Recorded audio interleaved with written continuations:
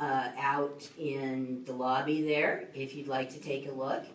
And we always welcome new members, male or female, with at least a 2-year degree. And also I wanted to let folks know that we have a membership event coming up on November 6th, which is a Sunday, should be, from 2 to 4 at Art Space in Bay City. And again, if anyone's interested, I think most of our members have pins or tags around, and anyone would be glad to get your information or make sure you get more information on that event as we get those invitations out. Thank you. And next we'll have Joe Warren, the publisher for the Headlight Herald. I just wrecked the live stream. Thanks for coming. I'm just going to say thanks and get out of here real quick, and thank you to AAUW. I always say this, they bring the best food, but we got a lot of business to take care of tonight, and thanks for traveling so far and coming here to our fine city to let your constituents know what you stand for. But just when we look for a couple events to get involved in, I started thinking political forums, and then I was informed that AAUW already does this, so I called Lisa up and said, can we help you on this? And she said, yes. So it's our second one that we've been co-hosting, and I think they've been informative. Tomorrow we'll have it up on our website, and entire video if you want to go back and review it. It's live streaming now on the Chamber's Facebook page and linked through our page as well. So you guys don't need to know that because you're here live, but if you want to go back and visit it tomorrow, we'll have it. So thanks for coming and enjoy the evening.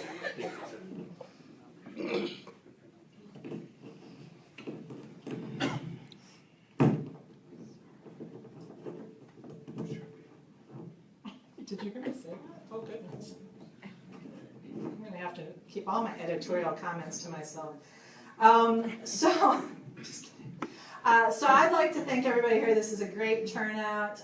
We have a lot of media happening here today. We've got a live stream on Facebook thanks to the Chamber and the Headlight Herald. Coast Radio is here, KTCB 89.5. They're listening to it now, and it will be put into a podcast, so available for folks to go to their website and listen.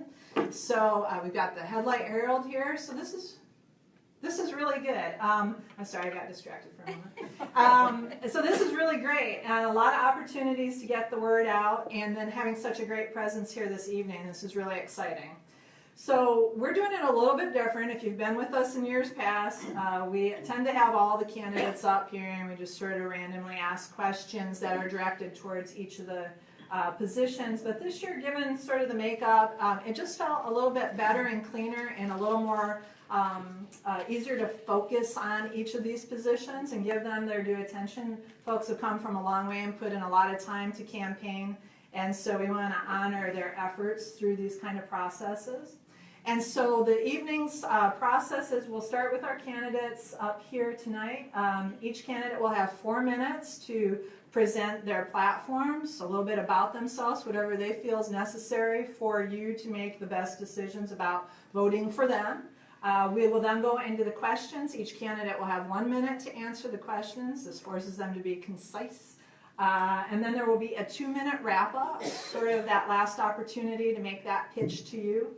And then we'll have about a 10-minute break, and then we will move into the county commissioner race, and the same format will apply. And so we have a couple folks that were unable to make it tonight that we received feedback from. Thomas Donahue, who is running with Representative David Gomberg for District 10. He is unable to make it. He had prior family commitments. And Senator Arnie Roebland had planned on being here this evening. He had a medical emergency, and we want him to be healthy and happy, so he is not here this evening. Commissioner Mark Labhart is going to present some comments that he provided for us. And then Rosie Shatkin, I call her as Chief of Staff, which she's told me she doesn't like to be called, but that's what we're going to call her this evening. She will be available to answer questions, particularly during that break. So I would take advantage of that opportunity if you have some concerns or comments that you'd like her to hear about. So I think what we'll do is we'll start with Representative Gomberg running for District 10. Thank you so much, Lisa. Have I got the microphone close enough? We're good right in there? All right, well, I like to speak standing up, but these microphones have got us a little more constrained to the tables. So I'm David Gomberg from House District 10, and I wanted to tell you that my district ranges from Yachats all the way to 3rd Street here in Tillamook. So I wanted to particularly welcome Dr. Bovic and Representative Boone to my district, which starts about 100 feet over that way. I also go inland as far as Sheridan. I live in Otis, in Lincoln County, but within sight of Tillamook County. My wife Susan and I have owned a business there for the past 30 years. So I'm so pleased to see all of you here tonight. I'm pleased that people are listening in. I appreciate the paper and the other organizations that are involved in presenting this tonight, because elections are all about choices. And forums like this are such a critical part of that process. We're not all going to agree with each other tonight, but honest people can disagree about often complex issues. I think one thing we can agree about is that we live in a very, very special place. We live in a place that is rich with natural beauty and filled with remarkable economic potential.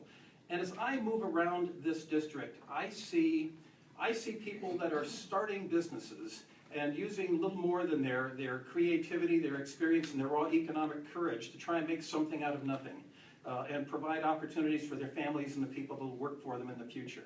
I see families that are starting out and they're raising kids and they're looking forward to the future and they're wondering about the future that their kids will have in this special place that we live. And I see seniors. I see seniors that have a lifetime of experience and now have some new opportunities of their own, kind of opening a new chapter, a new adventure, as they have more time to invest in their communities. And all of those people are working together to try and make our part of Oregon stronger and safer and more resilient. My job as a state representative is to empower that can-do attitude.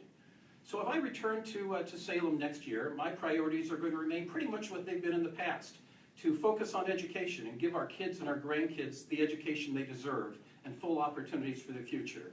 I'm going to be working to try and ensure that our seniors, our retirees, are safe and secure and able to remain in their own homes as long as possible.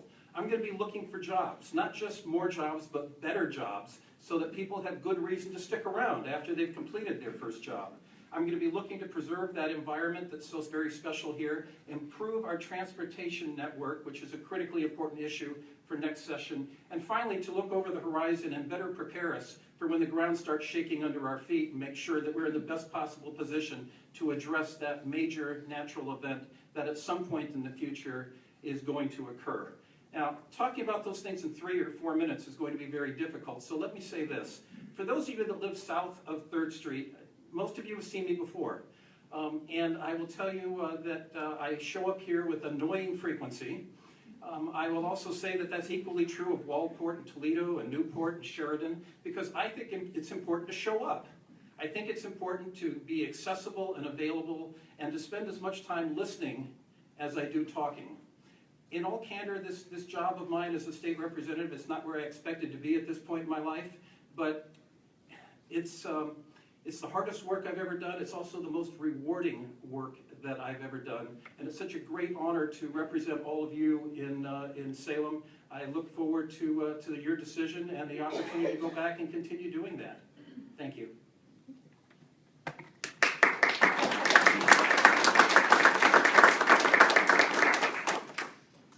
Representative Debbie Boone with District 32. And thank you, Lisa. And David just gave my speech, so I'm not sure what more I can say.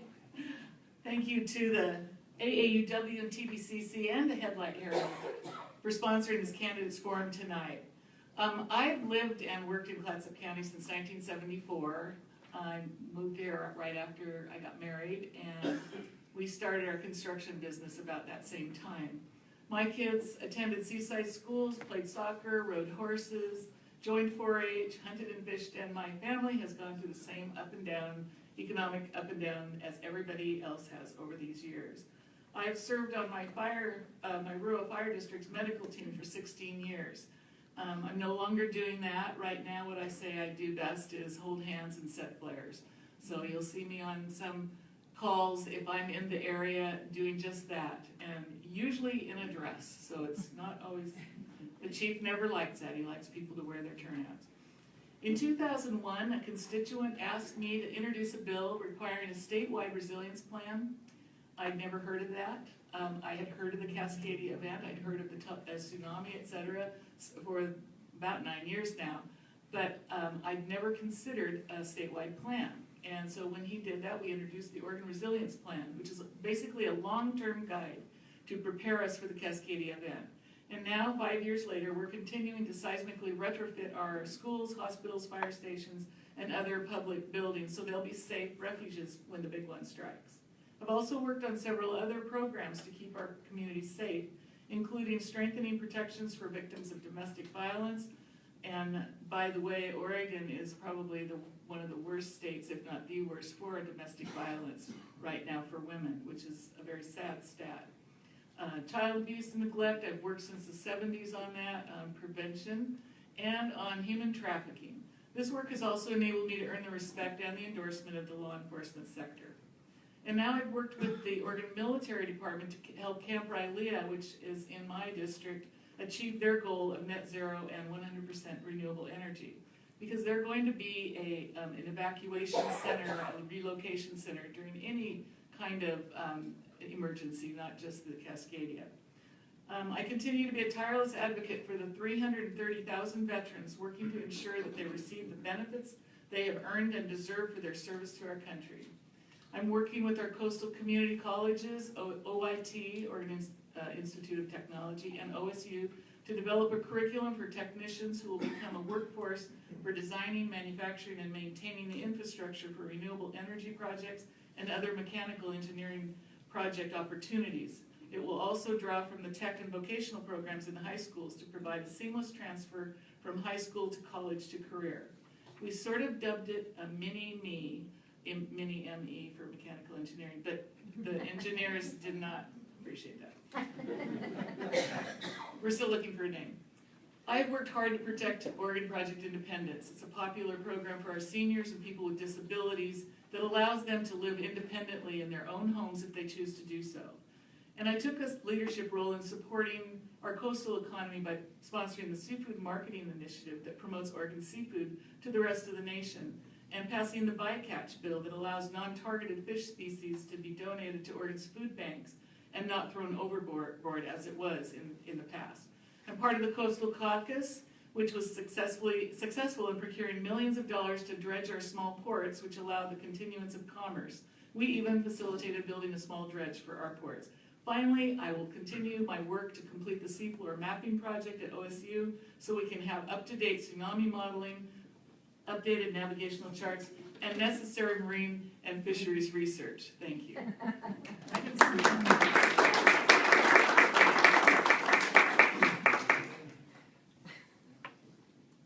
Next, we have Dr. Bruce Bobek, also running for District 32. Testing. You see the red button, red light on? You're on now. Yep, now you're on.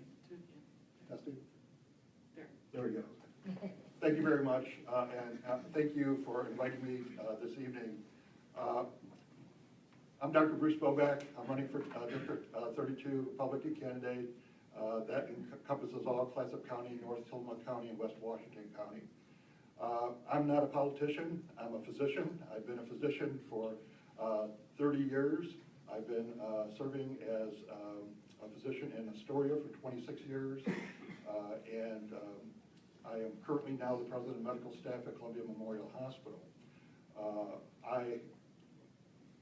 What got me into this race is all the bickering. When I look what's happening nationally, I look at Hillary Clinton's and Bernie's race, Donald Trump and all the other Republicans. I just said there's got to be a better way. We cannot throw barbs at each other. We as a population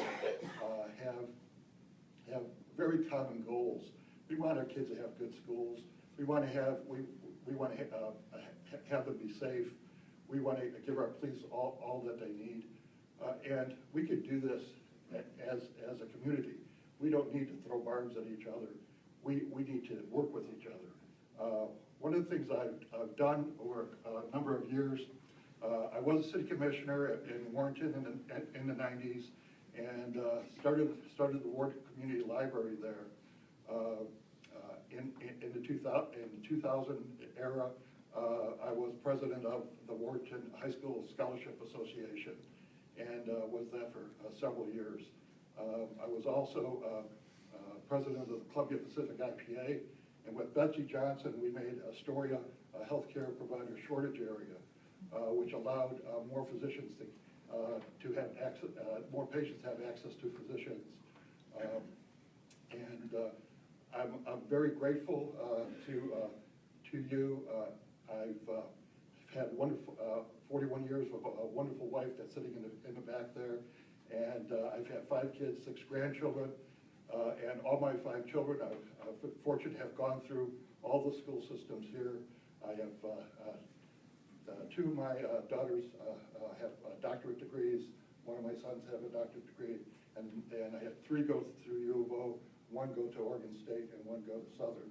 So, and went through all the graduate schools. So I'm well aware.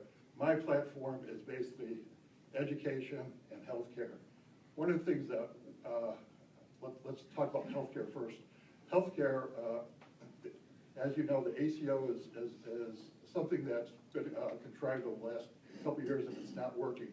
At the end of this year, the state legislature is going to run out of federal funding, and we're going to be $300 million in the red. And we need to do something about healthcare. So I'm a big proponent of a 3-step process: having a birth to death healthcare savings account, having a high deductible insurance, and having an umbrella so nobody in this state goes bankrupt from healthcare. And I think the state should be able to do that. For education, we need stable funding for children. We need to have dual tracking, whereby kids can obtain college credits while they're in high school. And in Washington, I just talked to several of the professors at other community colleges. They've had kids come by and have an associate's degree the next day after graduating high school. And that will save people a lot of time. I'm sorry I don't have more time to explain to you other things, but then we'll get into questions. Thank you.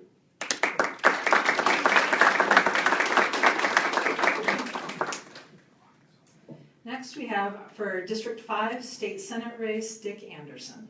Thank you, Lisa, and thank you to all the sponsors of tonight's event. A lot of work, and I certainly appreciate the audience. My name is Dick Anderson, and I'm the Independent Party and the Republican Party candidate for State Senate. Some of you may even know me as the former mayor of Lincoln City, and as that mayor, I'm become very frustrated with our politicians in Salem for ignoring our coastal issues and needs, perhaps as you have.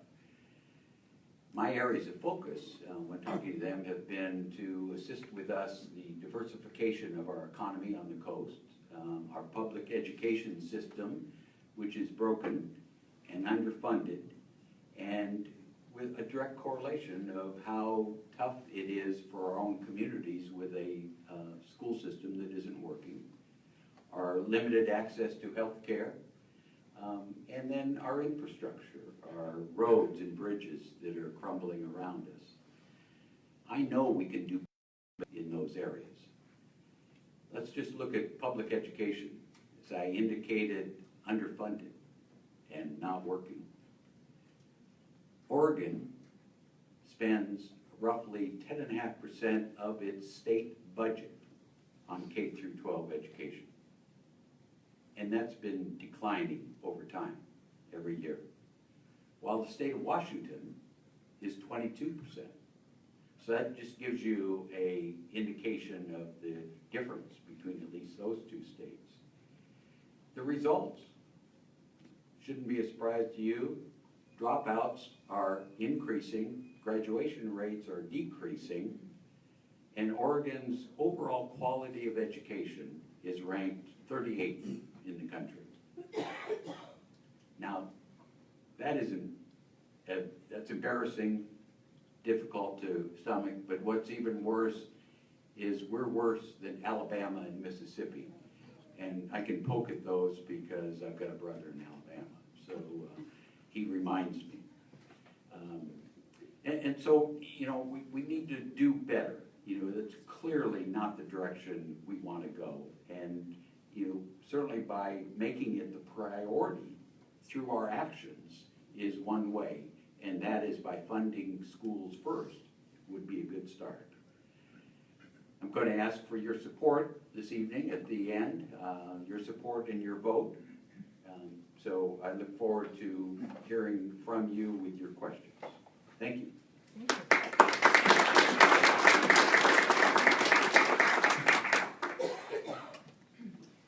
And last but not least, we have Commissioner Mark Labhart, who will be speaking from some prepared statements from Senator Arnie Roblin. Great, thank you, Lisa. Lori, thank you. Joe, thanks for hosting, and I think we need to thank Connie Green for having us here at the community college and hosting it, so thank you, Connie, for that. I'm going to just talk a little bit. Senator Roblin would really have liked to have been here tonight. I'm going to be a little bit more gross than Lisa was. He got an infection from a hip surgery operation, and it was a severe infection that required him to go back to OHSU. He is laid up for like 8 weeks with this severe bone, and he needs to be in our thoughts and prayers.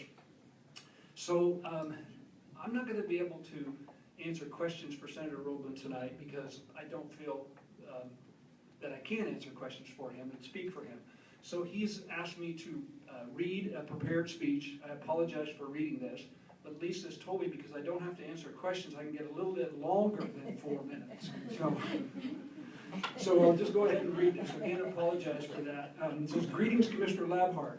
Thank you so much for taking the time out of your busy schedule to read the following on my behalf. Since I am unable to attend the AAUW and Headlight Herald Forum, I am hoping that you can read the following prepared statement. As a lifelong coastal resident, my wife Arlene and I have spent the last 42 years on the Oregon coast, where we've raised our 3 children. I'm very grateful for the trust and confidence placed in me by the voters of Senate District 5, which goes from Coos Bay to Oceanside. I'm also humbled by the privilege accorded me in representing the citizens of the south portion of Tillamook County in the Oregon Senate. Please never doubt that I am committed to working with you and our local officials in advancing the best interests of Tillamook County. I served as a math educator, dean of the students, and principal at Marshfield High School in Coos Bay.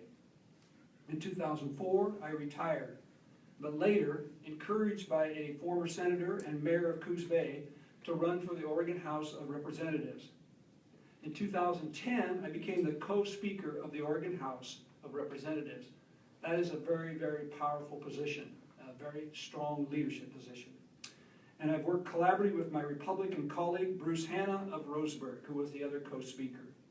I made a promise then to work with each and every one of my colleagues to help create a better Oregon. In 2011, I was named Statesman of the Year by the Oregon Business Association for my achievements in public service, consensus building, and forging collaborative solutions to critical issues facing Oregon. The Oregon Business Association is the state's most respected advocate of long-term enhancement of Oregon's business climate and continued economic competitiveness. They recently endorsed me for my candidacy as a senator. In 2012, I was honored with the Public Officials of the Year Award from the National Governing Magazine.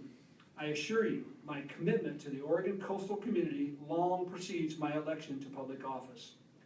I'm a founding board member of the Friends and New Sustainable Industry, served on the boards of several organizations, including the Coos Bay North Bend Water Board, Coos Educators Federal Credit Union, YMCA Youth in Government, and the Oregon Coastal Environment Network called OCEAN. I also have served on boards in numerous organizations, including the Southwest Oregon Transportation and Economic Development Work Group, Oregon Education Accountability Roundtable, the Governance Group and Capital Restoration Project, and the Coastal Caucus and the Chalkboard Project. Despite the challenges to co-governance in 2012, I was able to achieve legislative success on issues that matter to all Oregonians, in particular those in our rural and coastal regions. Examples include passage of the Oregon Investment Act, Oregon Credit Enhancement Act, and expansion of the economic development enterprise zones throughout the state. Passage to protect seniors, Social Security funds from garnishment. Passage of the Early Learning Council to move Oregon further down the road on important efforts to educate the next generation of critical thinkers and entrepreneurs. Passage of foreclosure protection to ensure that all homeowners have access to financiation.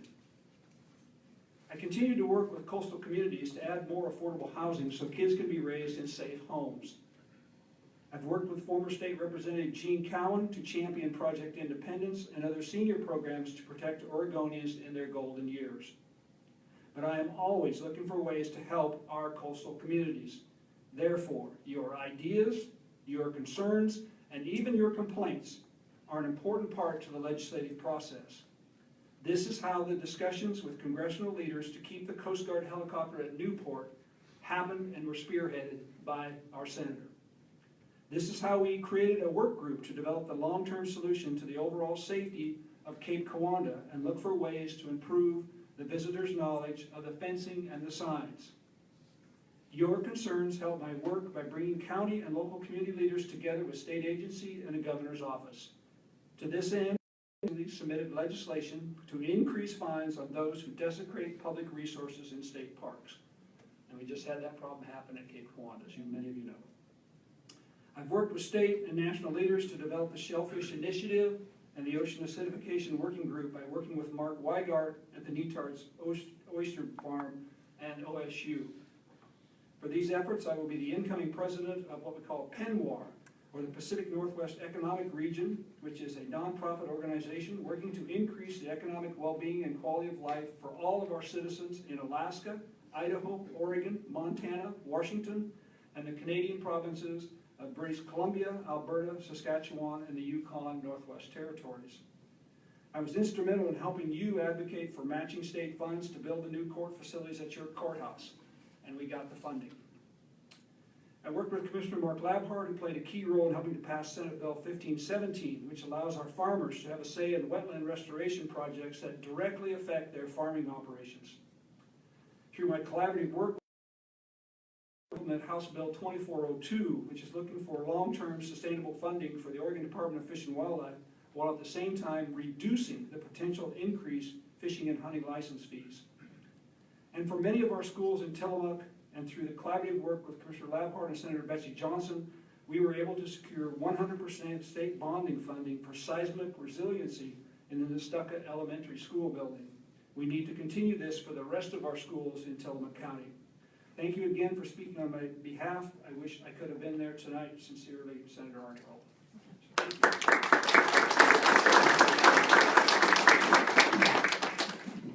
Sleep out. I think Rosie should go sit in that chair and answer questions. I think Rosie would punch me if I made it.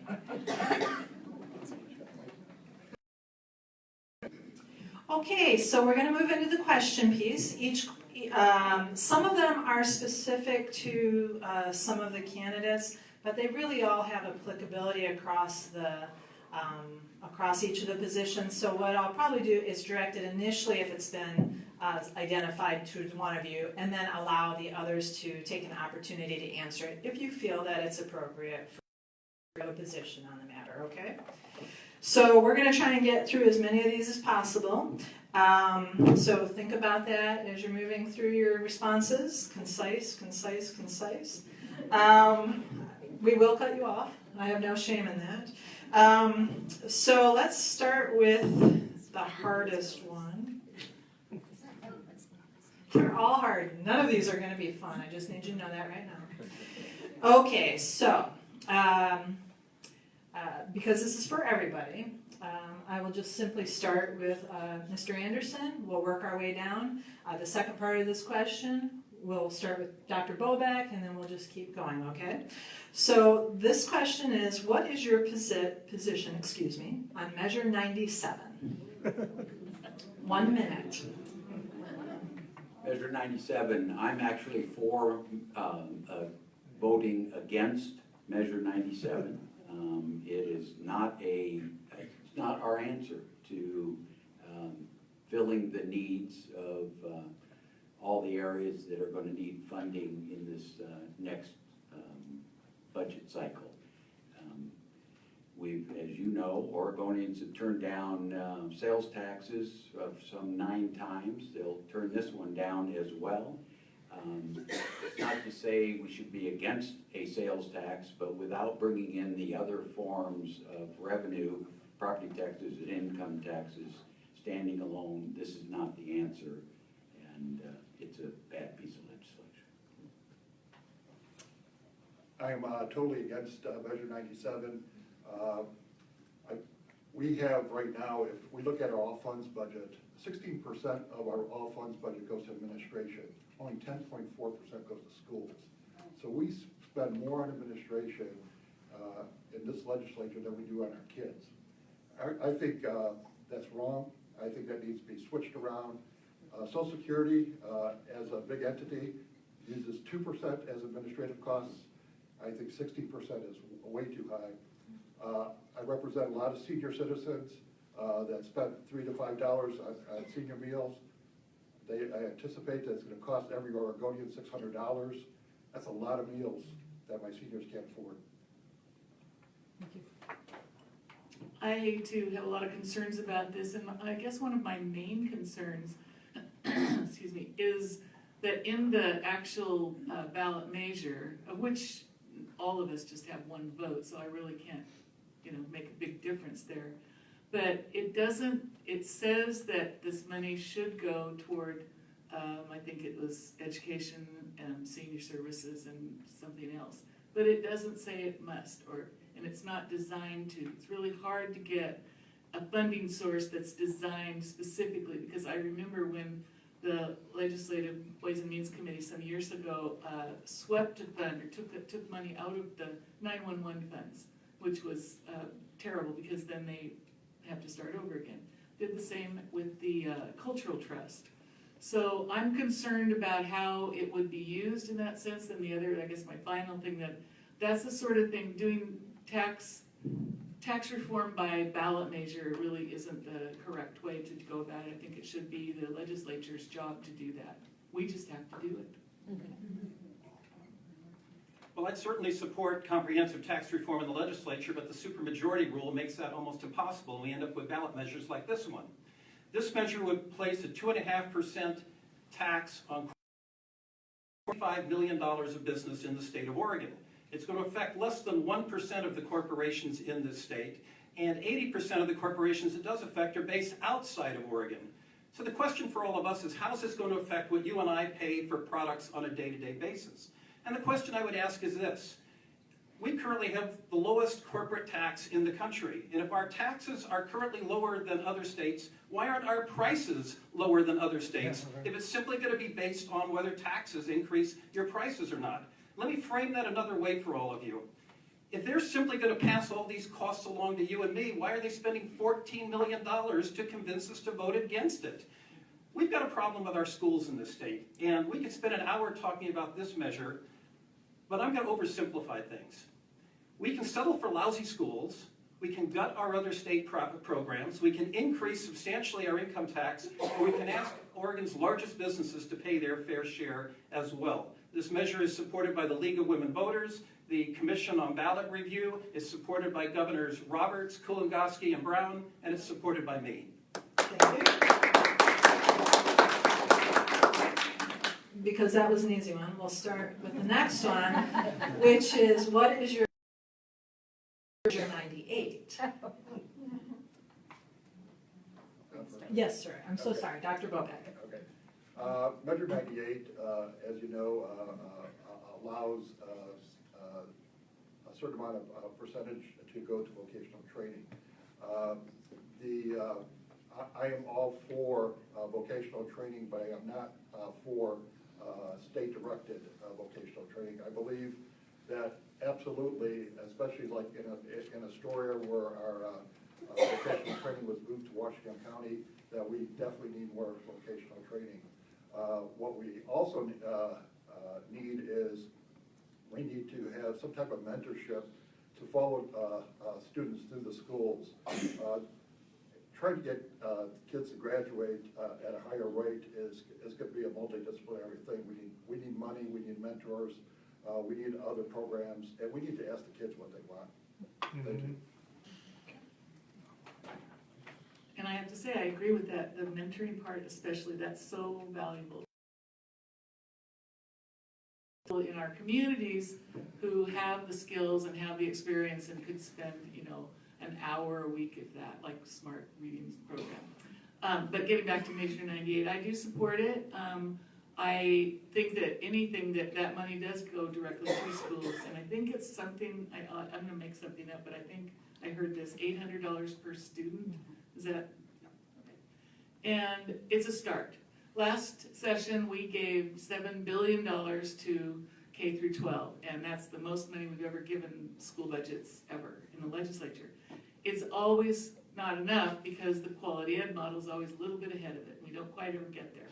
But I do support that, Measure 98. And I hope you're going to ask about Measure 96 too while you're at it. I had 5 seconds. You did, no, that was good. Representative Gomber. Thank you. Well, this is not only career technical education, but also the problems of absenteeism and our abysmally low graduation rate. Those are all worthy goals. Those are important and critical goals. I don't really like the idea of budgeting by initiative, but I think that these are important concepts that we need to move forward on. And yes, it would allocate another $800 per student in advancement of those goals. So if you're going to support 98, I hope you're also going to support 97 and help us find how to pay that extra $800 per student in pursuit of those important and worthy goals. Thank you. And I'm real close to Representative Gomberg's answer, because I'm certainly for vocational training, and I think that's a good answer for some of the issues, results we're getting and not getting from our high school students with increasing dropout rates and not having the graduation rates. My fear, though, is it's going to take away from an already depleting pool of funds. And so I'm torn, quite honestly, because I'm a big fan of vocational training, but without a funding source, a new funding source for it, I'm not willing to take it shrinking pool that's going to K through 12. Thank you. Next up, we'll start with Representative Boone. What will you do to secure the funds needed for access to health care in rural areas 2017 and beyond? I can only act on 2017 to 2018 or biennium. We can only do 2 years at a time. I spent the first 6 years of my terms in health services, healthcare, the different permutations of committees in the House, including the Ways and Means Subcommittee on Human Services, which did the health funding, et cetera, and or Ways and Means, and then the E-Board. And so I had all healthcare all the time. And what we end up doing is we have federal money that, oh my God, 30 seconds. We have federal money that comes in through various sources, and I know Dr. Bobek's probably smarter on this one than I am, but we have to put all those pieces together for our health budgets. But one of the biggest problems is the cost of delivering health care, and that's an issue. So I will go out on a limb here in my last 10 seconds and pimp a little bit, I guess, a terrible term, but it's been used by a senator, I know, for a single-payer health care program like Medicare, which I'm finally going to be on this month. You didn't stop me. So, well, I'm going to stop you now. Yes. Lisa, can you give me the wording of the question again? Sure can. What will you do to secure the funds needed for access to health care in rural areas from 2017 and beyond? I support single payer as well, but let's talk about the status quo. The status quo is that because of commitments that were made to public employees years ago during the Goldschmidt and Atia administrations, we're going to be looking at a $1.3 billion deficit when we go back to Salem, unless something else changes. So we're not going to be talking about increasing the amount of money we put into healthcare. We're going to be looking at some very, very difficult cuts. And our job in the rural areas is to make sure those cuts don't fall disproportionately on all of us. I think there's some, including 2 new hospitals coming into Lincoln County, and certainly within the easy drive of much of my district. But again, the challenge is going to be not how we spend more money on health care, but making sure that we don't make disproportionate cuts to critical programs. And by the way, district, 21% of our population is under the age of 65. That compares to 14% statewide. So health care is not just a rural concern, it's also a great concern for our unique demographics here.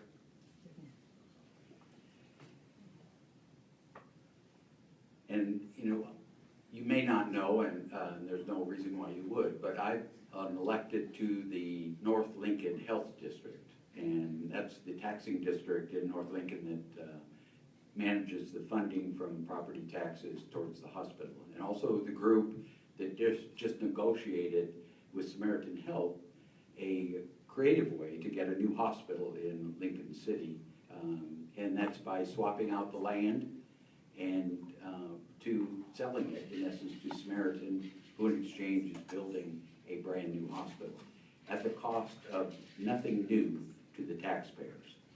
I tell you that only because that's out of the box, different from the standard way of funding a new hospital. And that's the kind of thinking that needs to happen in Salem, is not your standard thinking about how we're going to take care of our issues.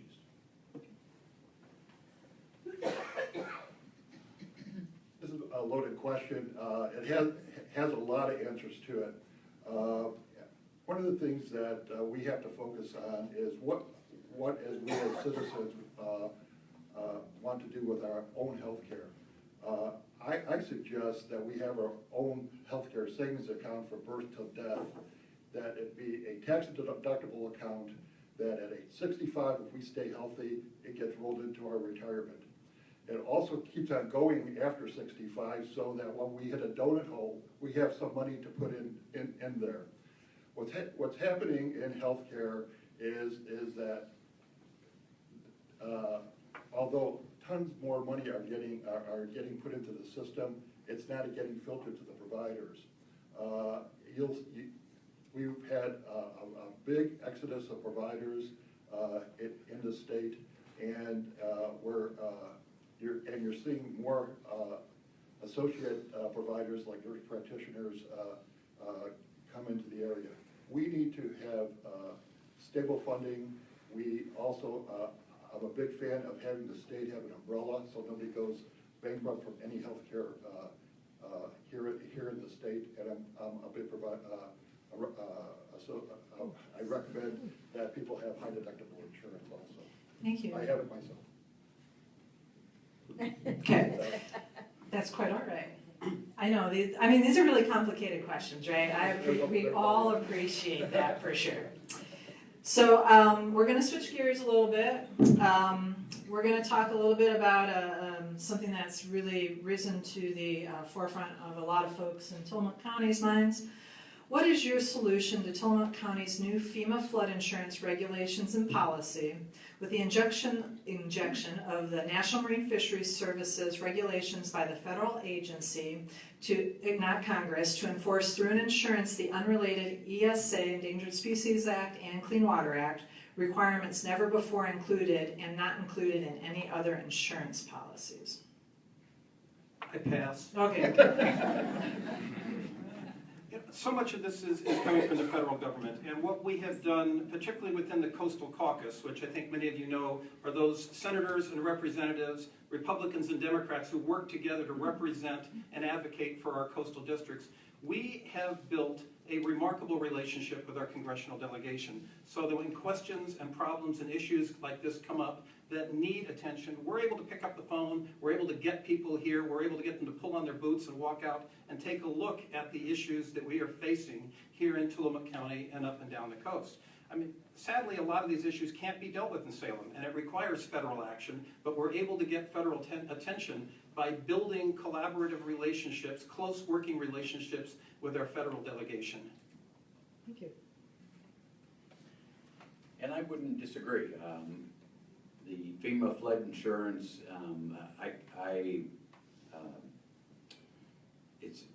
it's by increasing the premiums and all the kind of noise revisions that have come forward over the last years, it will be devastating to the coast. So it's not just Tillamook County, it's up and down the entire coast, because our communities are older, and unfortunately we built in floodplains, and to now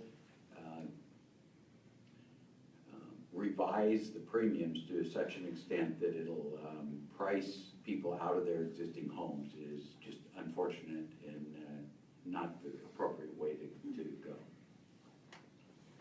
I think what you do is fight. When I was a city commissioner, we had a wetlands plan up in Warrenton, and every year the Corps of Engineers came back with a different plan, and we tried to meet those goals, and they keep on coming back with different ones. At some point in time, you have to draw a line in the sand and say we don't need it anymore, and I think we need to do that. And rounding up the end point here, starting with what David had to say, is very true. Today I was on a county forestry tour in Clatsop County and was able to have 5 minutes with Representative or Congresswoman Bonamici's staff and got my bid in for the new WRDA bill, adding invasive species to that. That's a whole another 30 seconds, but which I won't go into right now. But that's absolutely how we do it. If it's a federal issue, we call our delegation, our representatives, our congressmen, our senators, and we all work with their staffs very well. And what you said, Dr. Boga, Warrenton had a terrible time at that, and he's absolutely right. We saw some premiums here in Tillamook County go up to actually thousands more than what the building was actually worth, and so that is unacceptable. And so working with FEMA, and Oregon was lucky to have a FEMA representative now down here before at our emergency management, so we kind of have friends in these places, which is really helpful. Okay, we have 3 more questions that I can get through them because I want to make sure you have time for your wrap up, which is also equally important. Sorry about that. So although this is directed towards Representative Boone, I'm going to ask that all of the candidates answer if they so please. So the question is, 30% TRT be amended to a different ratio? Probably in another life. We tried this a few years ago, had a big meeting, I remember in the Deb's Potts room, and you could feel the tension. It was that tough. The entities that utilize this fraction of money, if you will, argue about what they have to use. That's the way it is. We have tried it. We can try again, and because different players might get different answers. But it's basically a strongly supported and guarded. What do you call that? Pot of money? The ratio. Thank you. Ratio. I was having a moment there for a minute. And we've tried every little bit, and we probably will try again. What is more important in some counties and some cities in the counties here is the need for more public safety. With the high influx of tourism in the summers, we need more cops, more fire people on this, on duty. So I know my 10 minutes are done. Your 10 minutes. It's very kind of you tonight, because I'm old, that's it. Yes, she's on Thanks, Laura. Well, I certainly understand the ramifications of this question, and I floated a trial balloon to the resistance there is to changing the 70-30 split. So if we can't change the split, if we can't change how we divide up the pie, then let's make the pie bigger.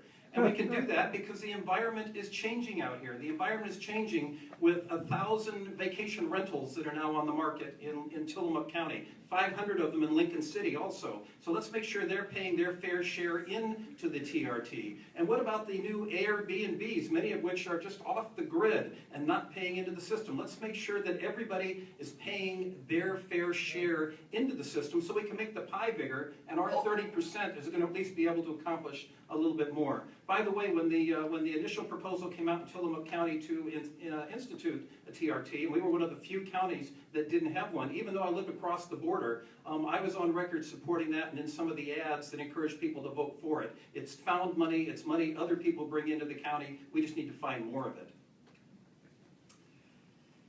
You're talking to a former mayor of Lincoln City where 32% of its revenue comes from transit room tax. Property taxes is 37%. I know transit room tax.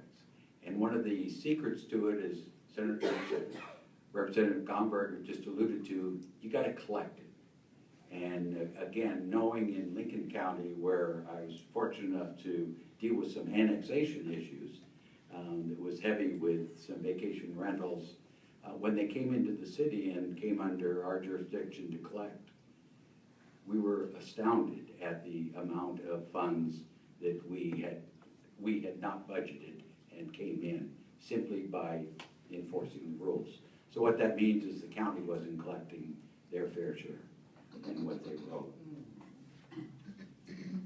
Yeah, I'm for a tourism tax, and in Astoria, where we have a lot of cruise ships and a lot of people visiting, I think it would be very beneficial to them. I agree with them, we should increase the pie. So we have 2 more questions. This next question this next question might feel a little uncomfortable for some folks. Because the others were just so easy. No, yeah, that is true. But but this one might actually feel a little uncomfortable. I try very hard not to modify the questions unless they're swear words, which I leave out, which there have been none. So, and also if it just needs a little bit of tweaking in order to make it more of a question that the folks can understand. So I'm just going to read this the way that it's written, okay? And tell folks that this is about women's health and women's reproductive rights, and the way the question may be upsetting to some folks, but it's a question. So just